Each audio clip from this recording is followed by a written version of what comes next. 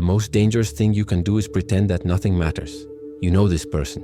Maybe it's you, the one who responds with whatever to almost everything, who never seems shaken, who lives in a perpetual state of detachment, as if floating a few inches above their own life. On the outside, it looks like control, maturity, emotional strength, but inside, it's a silent negotiation you make with yourself every day. If I don't care, I can't get hurt. And it works. For a while it works.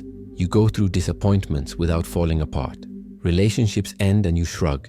Opportunities slip away and you whisper to yourself that it wasn't meant to be. There is a certain comfort in this armor, a feeling of invulnerability that seems to finally put you in control. You no longer cry over anything. You don't get attached. You don't get frustrated. You become someone who takes everything in stride, who doesn't sweat the small stuff, who has learned to not have expectations. But here's the truth that no one tells you about indifference. It doesn't protect you. It erases you, slowly, silently, until one day you wake up and realize that you're no longer feeling anything. Not the pain you wanted to avoid, nor the joy you thought you could still feel. You become exactly what you promised never to be, someone who goes through life without really living. Indifference has a hidden price, and you're already paying it, because there is a huge difference between not caring and pretending not to care. The first is a conscious choice, the wisdom of someone who has learned to separate the essential from the noise. The second is emotional exile. It is you distancing yourself from everything that makes you human, from connection, from vulnerability, from the possibility of being touched by something greater than yourself. It is building a fortress so secure that you yourself are trapped inside it. And the cruelest part? Modern life celebrates it. It teaches you that being cold is being strong, that showing indifference is power, that those who care too much are weak, needy, out of control. You see it everywhere, on social media, where those who show need lose the game, in relationships where those who give themselves first lose out, at work, where passion is naivety and ambition is vulnerability. You swallowed that lie. You repeated it until you believed it, and now it's swallowing you back. What started as protection turned into imprisonment, and you don't even remember when you locked the door. Emotional anesthesia doesn't happen all at once. It seeps in slowly, so slowly that you don't even notice when it started. At first, it's just a temporary defense, a way to keep from falling apart when something hurts too much. But then it becomes a habit, and habit becomes identity. You wake up, you look at the ceiling, and you feel nothing. It's not sadness. It's not anxiety. It's a kind of neutral emptiness, as if someone had turned down the volume of your emotions and forgotten to turn it back up. You go to work, talk to people, even smile at the right moments, but it's automatic, mechanical. You're present in body but absent in everything that matters. You know that feeling of watching your own life from the outside, as if you were a spectator, not the protagonist, as if everything were happening to someone else and you were just watching with a distant, almost clinical curiosity. That's exactly what it's like. You function, you answer messages, you fulfill your obligations. You keep up appearances, but you're not really there. There's an invisible layer of glass between you and the world, and you don't even know when it appeared. Someone tells you good news. You smile, say, "That's great," and inside, nothing. No wave of joy, no genuine enthusiasm, just an intellectual recognition that it should make you feel something. Someone hurts you. You register the information, maybe even get angry for a few minutes, but there's no sharp pain like there used to be. It's like biting your tongue after the dentist has applied anesthesia. You know it should hurt, but it doesn't. And the worst part is that at first it seemed like a victory. You thought, I finally matured. I'm finally not that dramatic person who suffered over everything. You confused anesthesia with maturity. You confused disconnection with peace. Because there is a powerful narrative in society that says that the less you feel, the more evolved you are. That the goal of life is to achieve a state of total imperturbability, where nothing shakes you. But that's not wisdom. It's emotional death. Kierkegaard, the 19th century Danish philosopher, had a devastating concept for this, the despair of not being oneself. He said that there is a form of despair that does not scream, cry, or struggle. It is silent. It is the person who has built a version of themselves so far removed from who they really are that they live in a permanent state of inner exile. You are not being yourself. You are being the version of yourself that survives.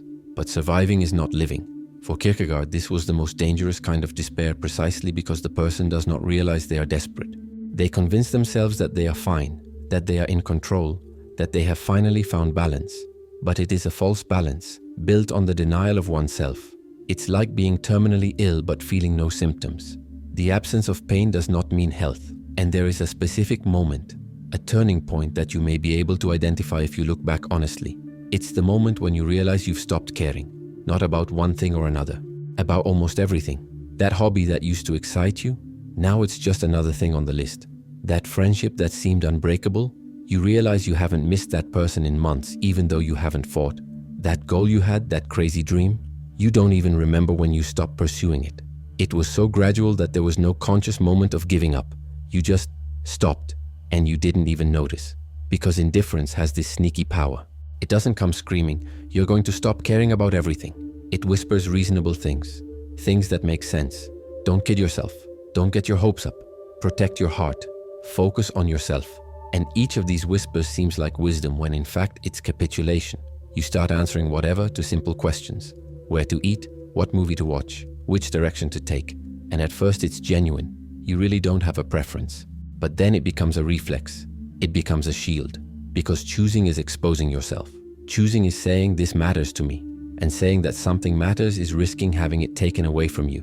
It's easier not to have a preference. It's safer not to want anything intensely. But here's what happens when you live like this long enough. You forget what it's like to really want something. I'm not talking about basic needs or superficial desires. I'm talking about the kind of desire that keeps you awake at night, that makes you feel alive, that scares you a little because you realize how much you care. You forget what that's like. And when you forget, you also lose the ability to fight for anything worthwhile. There's a metaphor that captures this perfectly. Imagine that your emotions are like muscles. If you stop using them, they atrophy. At first, you can still feel them there, dormant. But over time, they weaken so much that even when you want to feel something, even when you find a legitimate reason to be moved, you can no longer do so. The muscle has atrophied. The ability to feel deeply is gone, not because you don't want to, but because you've spent so much time running away that you've forgotten how to do it. And then comes the scariest moment of all, the moment when you realize you're numb and you feel fear. Fear that this is permanent. Fear that you've protected yourself so well that now you can't let your guard down. Fear that you've lost the ability to love, to be moved, to live intensely. You look at people who still feel things fully and feel a strange, almost painful envy. That friend who cries when watching a movie. That person who genuinely gets excited about little things. Someone who falls head over heels in love, even knowing they might get hurt. You used to think that was immature. Now you envy them, because at least they're alive. At least they can still feel. You think, when did I lose that? And the answer scares you. You didn't lose it all at once. You gave it away little by little, piece by piece, until there was nothing left. But it wasn't always like that. There was a time when you felt everything, even too much. And that's where the story really begins. No one is born indifferent. You weren't born that way. There was a time when you felt everything with an almost unbearable intensity. When you were a child, a small disappointment was the end of the world. A simple joy was pure ecstasy. You had no filters. You had no defenses. You were emotionally permeable, and it hurt you constantly. And then life began to teach you that feeling is dangerous. Maybe it was subtle. Maybe you never suffered a major trauma that you can point to and say that's when everything changed. But it was the little cuts, the micro rejections, the times you got excited about something and someone looked at you with disdain, the times you cried and were told to stop being so dramatic, the times you loved someone with everything you had and that person just walked out of your life as if you were replaceable. Each of these moments was a lesson, and the lesson was always the same. Feeling too much makes you vulnerable, and vulnerability hurts you. Do you remember the first time you decided not to show enthusiasm for something that excited you? Maybe it was a song you loved, but when you played it in front of friends, they mocked you. And you laughed along, pretending you thought it was ridiculous too. But inside something died. You learned, don't show what you love, because they'll use it against you. Or that time you opened up emotionally to someone, you shared a fear, an insecurity, something that left you exposed. And the person used it in a later argument. They threw it in your face. They turned your vulnerability into a weapon. You thought, never again.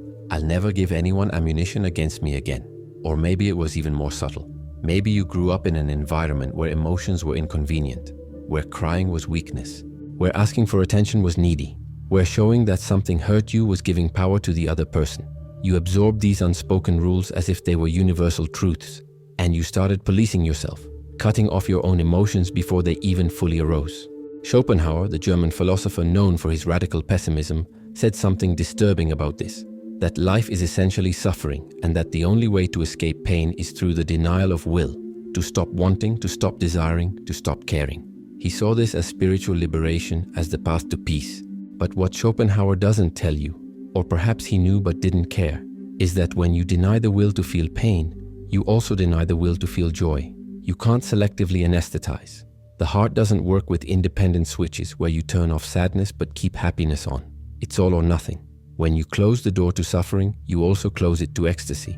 When you shield yourself from disappointment, you shield yourself from hope. And that's exactly what you did. You decided on some unconscious level that it was better not to feel than to feel too much. Because feeling too much always ended in disappointment, shame, pain. You looked at the pattern of your life and concluded, the problem isn't the world. The problem is me feeling things too intensely. So you started building your armor, piece by piece, brick by brick. First, you stopped getting excited about little things. I'm not going to get excited about this because it might not work out. Then you stopped getting disappointed by frustrated expectations. I knew it would be like this, so it didn't even hurt. Then you stopped getting attached to people. Everyone leaves anyway, so it's better not to form deep bonds. And before you knew it, you were applying this logic to everything. Nothing was important enough to move you. Nothing was worth the risk. And it worked. God, it worked so well at first. You stopped getting hurt. You stopped crying alone at night. You stopped feeling pathetic for caring when others didn't seem to care. You finally seemed in control. You finally seemed strong. People started to see you as mature, centered, someone who doesn't get shaken by anything. But no one told you that this strength was borrowed, that you were taking energy from your future to pay for the present, that every time you chose not to feel, you were accumulating an emotional debt that would one day have to be paid, with compound interest. Because armor has weight, and the heavier it gets, the harder it is to take off. You start to forget you're wearing it. You start to confuse the armor with your own skin.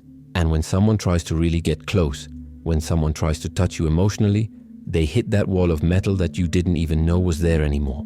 You justify it. That's just how I am. I'm more reserved. I'm not one to open up. But the truth is more painful. You're not like that. You became like that. And becoming something out of fear is different from being something by nature. A lion is fierce by nature, but you're not indifferent by nature. You're indifferent for survival. There's a scene you might recognize. You're with someone who clearly cares about you. That person is trying to connect, ask real questions, go beyond the surface. They want to know how you really feel, what you really think, who you are when no one is looking. And you feel the automatic urge to retreat. You respond with generalities. You deflect. You make a joke to break the seriousness of the moment. And the person gives up. And you feel relieved and empty at the same time. Because you wanted that connection, desperately.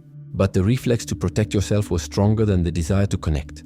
The armor won again. The origin of your indifference was not a conscious, rational choice. It was a series of small wounds that taught you that being open hurts too much. It was the world telling you, in 1,000 different ways, that you were too much, too emotional, too intense, too vulnerable, too needy. And you believed it. So you decided to be less.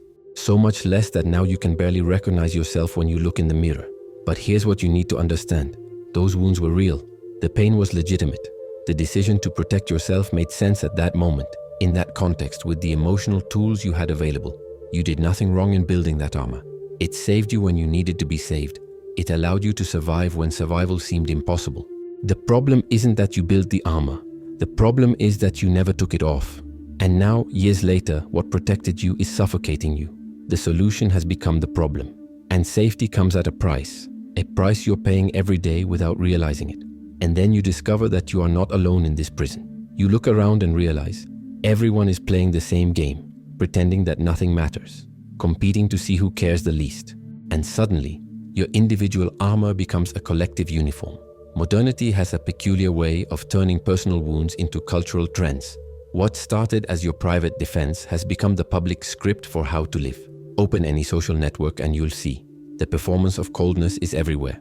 Those who respond too quickly seem desperate. Those who show enthusiasm are cringe. Those who openly care about something are in some way losing the game. There's even a language for it. Ghosting isn't cruelty. It's setting boundaries. Leaving someone hanging isn't cowardice. It's not owing anyone an explanation. Not committing emotionally to anything isn't fear. It's living in the moment. Culture has created sophisticated euphemisms for what deep down is just one thing: fear of being vulnerable. And you've learned the rules perfectly.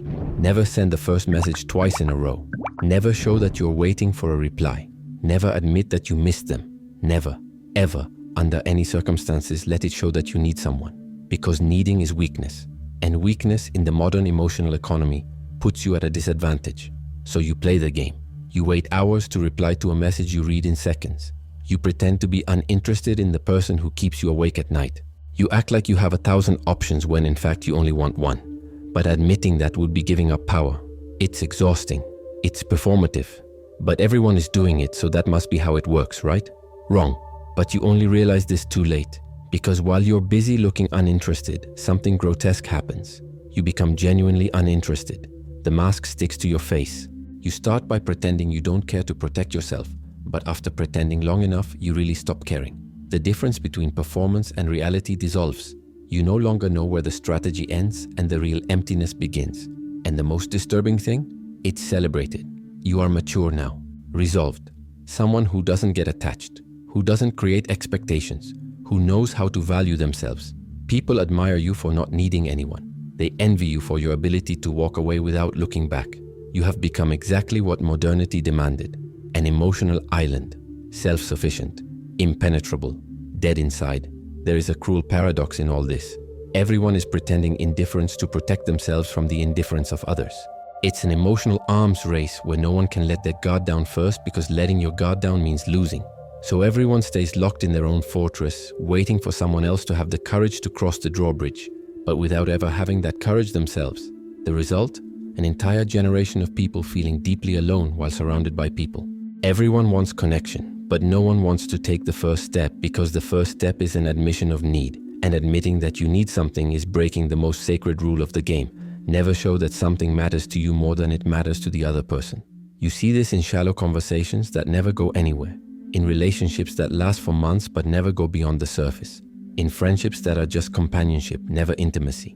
Everyone knows everyone, but no one really knows anyone. Because to really know someone requires you to let them know you too. And letting someone know you is a risk. And you've become a master of this art of distant closeness. You have dozens of friends but no confidants. You have conversations but no dialogues. You have company but no connection. And when someone tries to go deeper, you feel that internal alarm go off. Danger. Vulnerability detected. Retreat immediately. So you retreat. You change the subject, make a joke, invent an excuse to leave. And the person gets the message. This far, no further.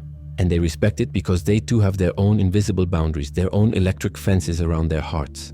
That's how it works now. All of you circling around each other, keeping a safe distance, respecting unspoken boundaries. No one gets hurt, but no one lives either. And there's a specific moment when you realize the trap.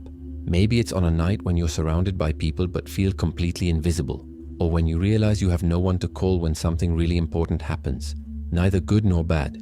Or when you finally meet someone who seems genuine, who looks at you in a way that suggests I really see you, and your first instinct is to run away because it's too scary.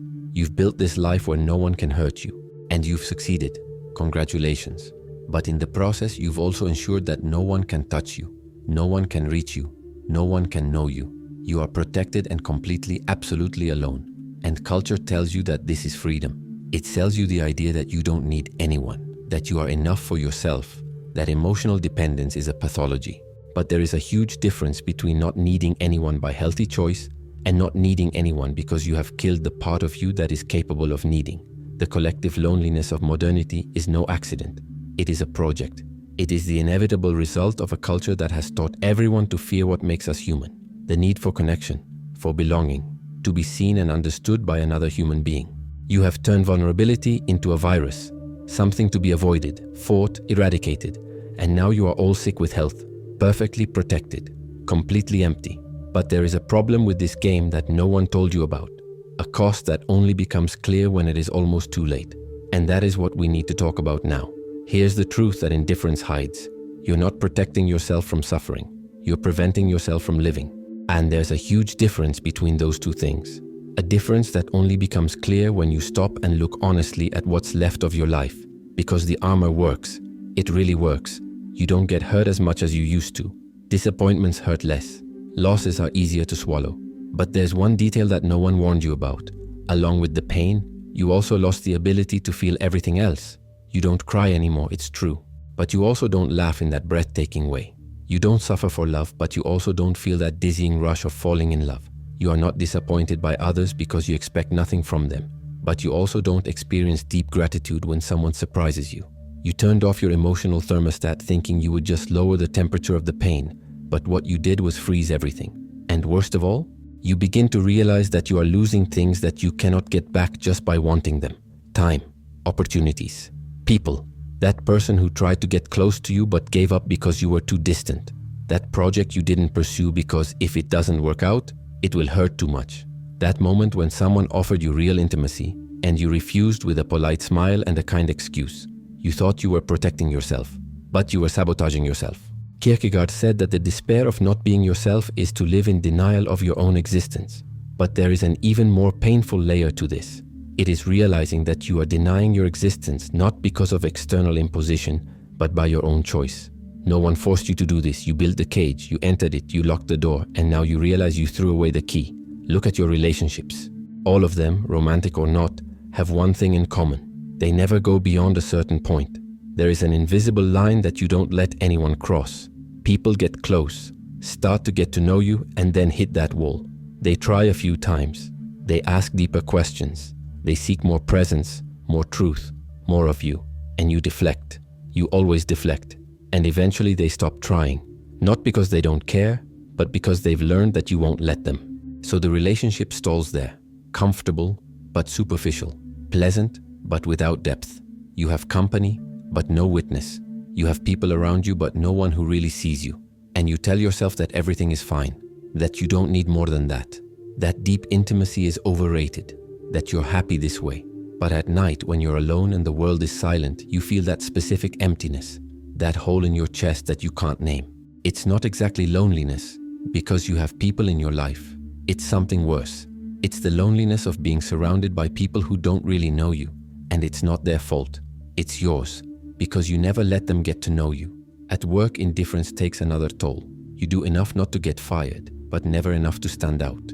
Because standing out means exposing yourself. It means risking public failure. It means putting your identity on the line. So you stay in your comfort zone. Competent, but never brilliant. Present, but never indispensable. And you may not even realize this as a loss until you see someone younger, with less experience, get promoted ahead of you. And you feel that pang of injustice, but deep down you know, the difference wasn't ability, it was courage. That person took a risk. They cared enough to try. And you were too busy protecting yourself to build something worthwhile. The dreams you had, you buried them so deep that you don't even remember what they were anymore. That thing that made you wake up with purpose, that gave you energy even when you were tired. That vision of who you could be, you filed it all away in the "it would be nice but it's not realistic" drawer. And realistic became synonymous with mediocre, with safe, with dead inside but with the bills paid. And if I ask you now, what moves you? What keeps you awake with excitement? What would you be willing to suffer for? Can you answer? Or is the answer that uncomfortable silence? That feeling that there should be something but there is nothing? That's the cost. That's the hidden price of indifference. You traded the possibility of pain for the certainty of emptiness. And you discovered too late that pain at least made you feel alive. But wait, before we continue, I need to tell you something important.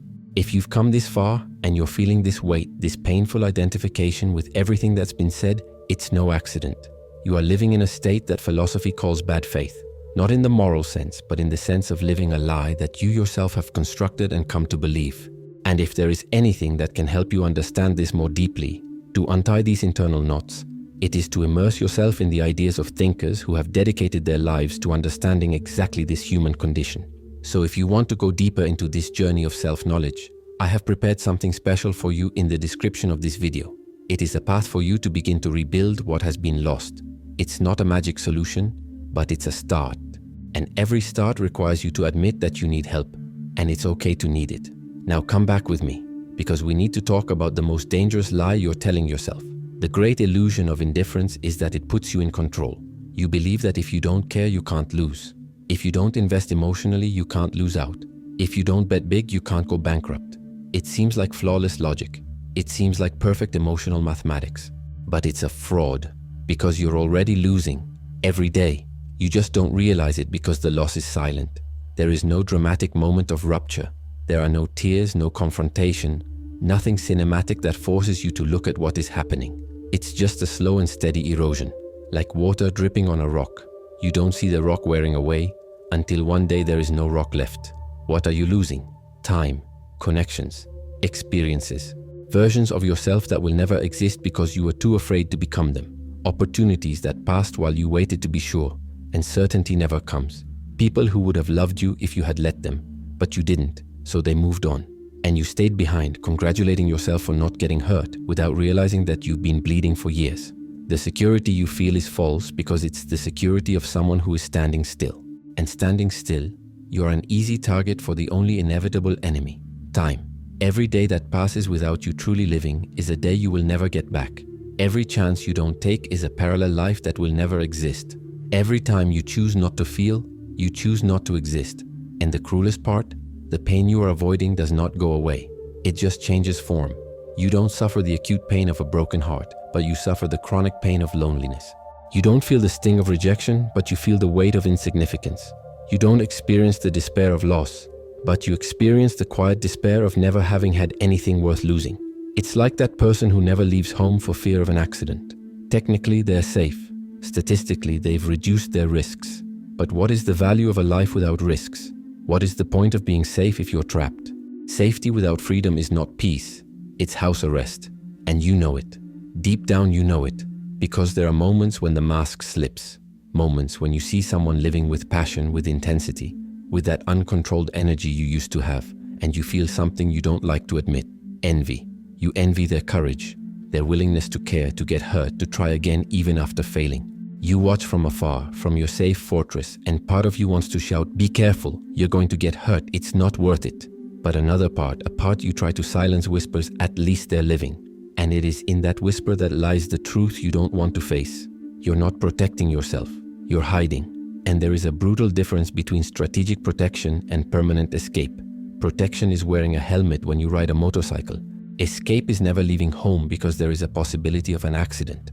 Protection is setting healthy boundaries in relationships.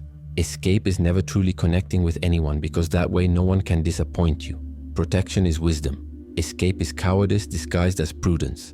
And you are running away. You are running away from everything that makes you human. You are running away from the possibility of being touched, transformed, shattered, and rebuilt. You are running away from the natural cycle of life, which is made up of constant deaths and rebirths. You want to remain intact, but intact things do not grow. They just exist, inert, safe, dead. The ultimate paradox of your fortress is this: the more you defend yourself, the more vulnerable you become, because you are building your entire life around avoiding pain, and that makes you completely dependent on that strategy. You haven't developed resilience. You've developed avoidance, and avoidance doesn't prepare you for anything. It just keeps you permanently unprepared.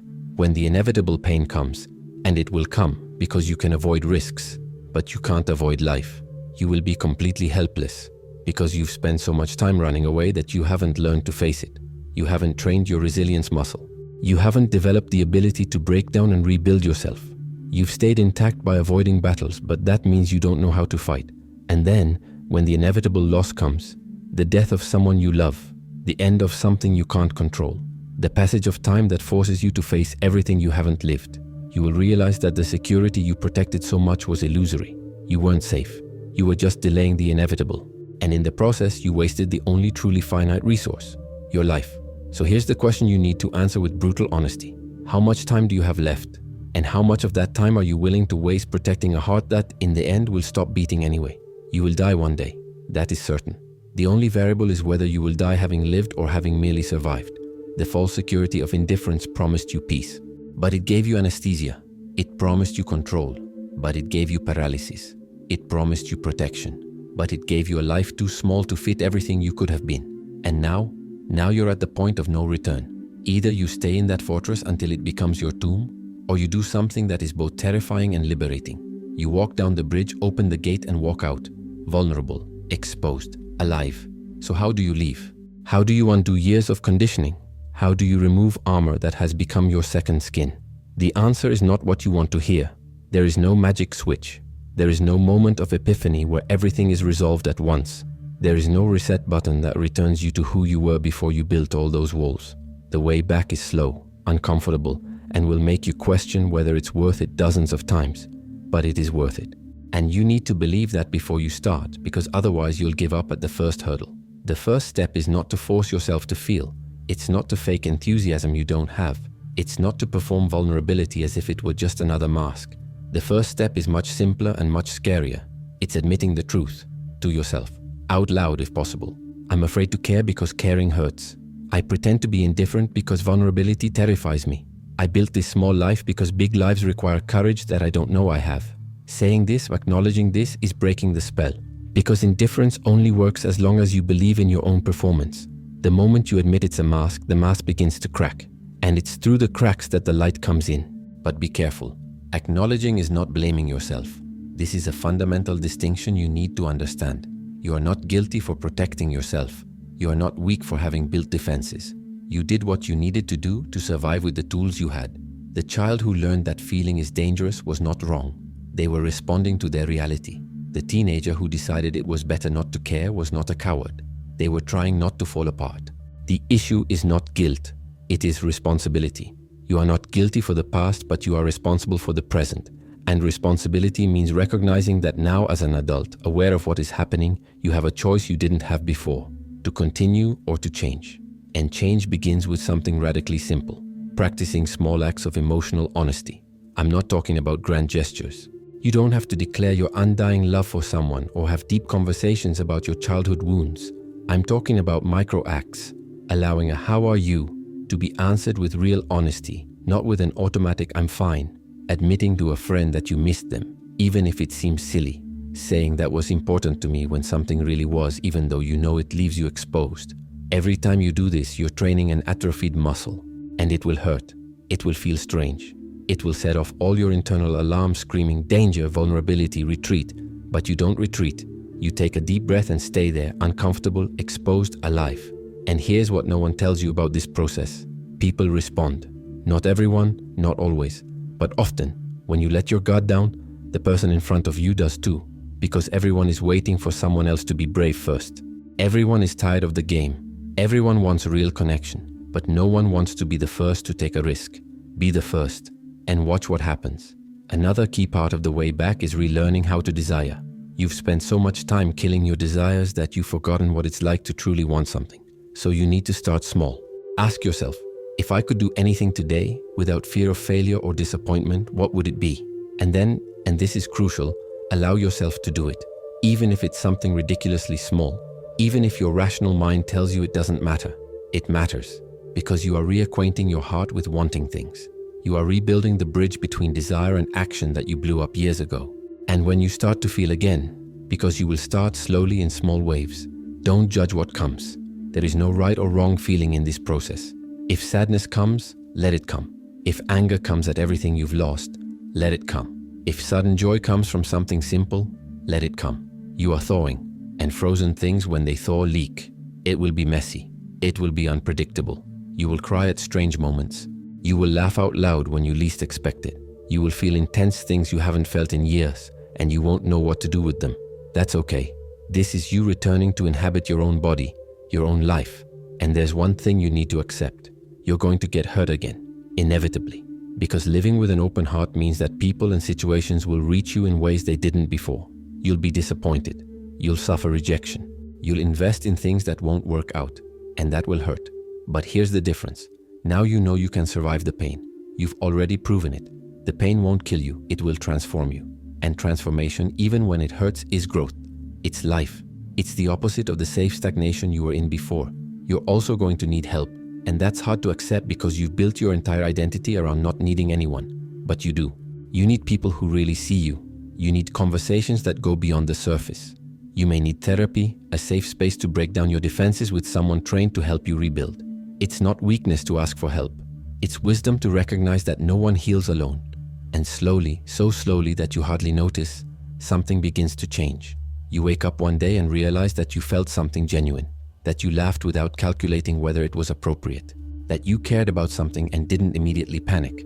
That you said, "I like you," and didn't run away afterwards. These are small victories, but they are yours. And each one is proof that you are not permanently stuck. That the armor can be removed. That you can be human again. The way back isn't about going back to who you were before. You'll never be that person again, and that's okay. It's about becoming someone new. Someone who knows both pain and protection and consciously chooses when to use each. Someone who can be vulnerable without being naive. someone who can care without losing themselves. And in the end, the question isn't whether you can do it. You can. The question is, do you want to? Do you want it enough to face the discomfort? To feel again? To take risks again? Because whatever is no longer an option. It never was. It was just the most expensive lie you ever told yourself. Ultimately, it all comes down to a single choice. Not a choice you make once and that's it, but a choice you make every day, in every small interaction, in every moment that something threatens to touch you. Will you let it? Will you let that conversation go deep even though you know it may end in discomfort? Will you let that person see who you really are, even though you know they may not like it? Will you let that dream excite you, even though you know it might not work out? Will you let life catch up with you? Because that's what it's about. It always has been. Not about strength or weakness. Not about being protected or exposed.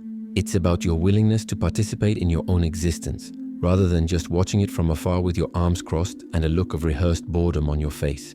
The ultimate truth, the one that dissolves all others, is this. You are not the armor. You never were. Armor is something you wear, not something you are. And at any moment, you can start to take it off, piece by piece, breath by breath. It won't be quick. It won't be linear. Some days you'll wake up and feel like you've taken 10 steps back. There will be relapses. There will be moments when the reflex to close yourself off will win. And you will find yourself back in that whatever posture. And you will feel like a failure. But it's not failure. It's a process. It's your brain trying to return to what is familiar because familiar seems safe, even when familiar is a prison. What matters is not never stumbling. It's realizing when you've stumbled and choosing to get up again. It's about having compassion for yourself in the process. It's about understanding that you are unlearning years of conditioning, and that takes time. And there is a liberating truth in all of this. You don't have to care about everything. You don't have to be emotionally available 24 hours a day. You don't have to become a person who cries when watching margarine commercials. It's not about feeling everything intensely all the time. It's about regaining your choice. It's the difference between not caring because you're afraid and not caring because it genuinely doesn't matter. Between healthy detachment and emotional escape. Between choosing your battles wisely and refusing every battle out of cowardice. You can look at a situation and consciously decide, this doesn't deserve my emotional energy. And that's okay. That's discernment, not anesthesia. The problem was never not caring about some things. The problem was not caring about anything as a life policy. And when you finally understand that, when you realize that you can be strong and vulnerable, protected and open, careful and courageous, something fundamental changes. You stop seeing emotions as enemies. You stop seeing vulnerability as weakness. You stop seeing life as something to be navigated with as little damage as possible. You start to see all of this for what it really is. Human. Simply, deeply, inescapably human. And being human hurts. But it's also the only way to be truly alive. The only way to access not just the surface of existence, but its depths, the valleys and the peaks, the despair and the ecstasy, the risk and the reward. You can spend your whole life in the neutral zone, protected and small. Many people do that. Many people reach the end without ever really having lived, without ever having risked enough to break themselves, and therefore without ever having the chance to rebuild themselves into something greater. Or you can choose differently. You can choose the ridiculous courage to care in a world that celebrates indifference. You can choose the absurd vulnerability of loving when it would be safer to remain closed off. You can choose the beautiful madness of believing that your life can mean something, even knowing that you may be wrong. And if I could leave you with one last image, it would be this. Imagine that you have been in a dark room for so long that your eyes have adjusted. You know every corner. You know where the furniture is. You can navigate without stumbling. It's comfortable in a way, predictable. Safe, but there is a door, and on the other side of that door, there is light. You know there is because you can see the crack underneath, and you know that if you open that door, your eyes will hurt. You will have to get used to it again. You will have to relearn how to see. It will be uncomfortable and scary, and you will want to go back to the familiar darkness dozens of times. But it is there, in the light, that life is happening. It is there that people are connecting, creating, loving, making mistakes, learning, living. And you can stay in the dark forever, safe and invisible. Or you can open the door. The choice, as it always has been, is yours. But now you know it's a choice, and that changes everything. So before you go, let me ask you a question that only you can answer. If you could go back in time and talk to the version of yourself that decided it was better not to care, what would you say? Write it here in the comments. Not for me, for you. Because sometimes we need to hear from ourselves what we've known for a long time. If you've made it this far, you've already taken a step beyond most people. You watch the videos. You reflect on each idea. Now the question is, how far do you want to go with this? If you want to take the next step and truly apply this knowledge to your life, the White Rabbit codes are ready for you. The link is in the video description. Remember, success is a decision. The choice is yours. Count on me and follow the White Rabbit. And remember, whatever is the most expensive lie you've ever told yourself, but now you know that. And knowing changes everything. Life is happening outside the fortress. Are you going to stay inside or are you going to open the gate?